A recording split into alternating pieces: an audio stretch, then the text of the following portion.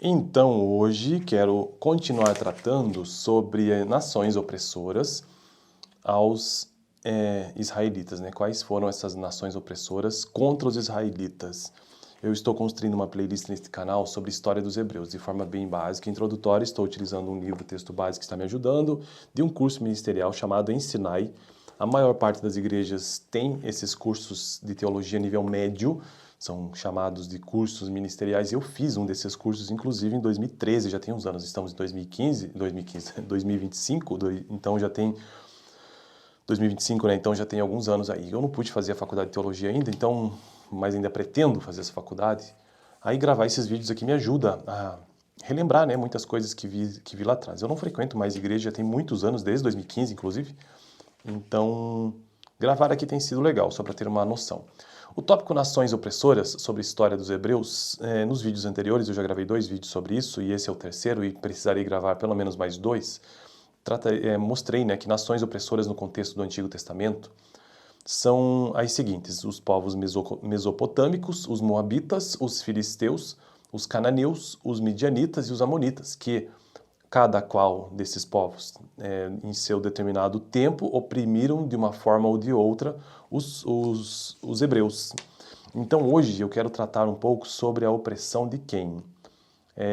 Midianitas, amalequitas, também chamados de filhos do Oriente, e que neste contexto quem surgiu como líder para resistir a essa opressão e até triunfar foi Gideão, que é uma história relatada inclusive lá no livro dos Juízes. A Bíblia, ela é dividida entre Novo e Velho Testamento, e essa história aqui está lá num livro do Antigo Testamento, que é o livro de Juízes. Então, na sequência, Gênesis, Êxodo, Levítico, Números, Deuteronômio, Josué, Juízes. A reversão de Israel à idolatria foi seguida por incursões provenientes do deserto sírio, por parte de nômades em camelos, conhecidos como midianitas, amalequitas e também chamados de filhos do Oriente, que vinham tomar as plantações e os rebanhos dos israelitas. 7 anos de depredações tornaram-se excessivamente penosas, de tal modo que os israelitas foram forçados a buscar segurança em cavernas e fortins nas montanhas.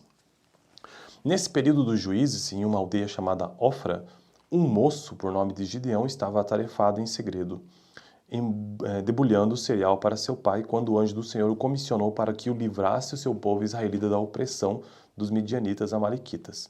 Gideão reuniu um exército escolhido das forças israelitas que estavam acampadas no vale de Jezreel, mediante o emprego de um velo de lã.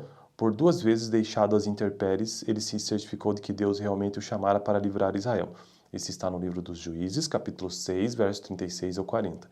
Quando Gideão anunciou para o seu exército de 32 mil homens, recolhido dentre Manassés, Asser, Zebulon e Naftali, que qualquer indivíduo que fosse medroso podia voltar para casa. Logo, 22 mil homens retornaram para suas casas, abandonando as fileiras do exército israelita. Como resultado de um teste, Gideão perdeu mais de 9.700 homens, ficando com um batalhão de apenas 300 homens. Mas mesmo com 300 homens, Gideão correu a peleja. No começo da vigília, quando o inimigo dormia, os homens de Gideão tocaram as suas trombetas, despedaçaram suas jarras e proferiram em alta voz o grito de guerra, pelo Senhor e por Gideão. Os midianitas fugiram em confusão para o lado oposto do rio Jordão. Pela fé em Deus, Gideão pôs em fuga o adversário, livrando os israelitas da opressão. Bom, então esse foi o personagem, né, que esteve à frente contra os midianitas e amalequitas neste período aqui. Próximo vídeo, então, vamos para o próximo, né? Próxima opressão que foi de quem? Deixa eu ver se eu consigo adiantar aqui. Região de Gileadita, tá? Foram os filisteus e os amonitas na sequência, mas isso eu deixo para o próximo vídeo. Beleza? Então, fico por aqui. Este é um vídeo que faz parte da playlist sobre história dos hebreus, como já disse, que por sua vez faz parte de uma playlist geral sobre teologia. Valeu!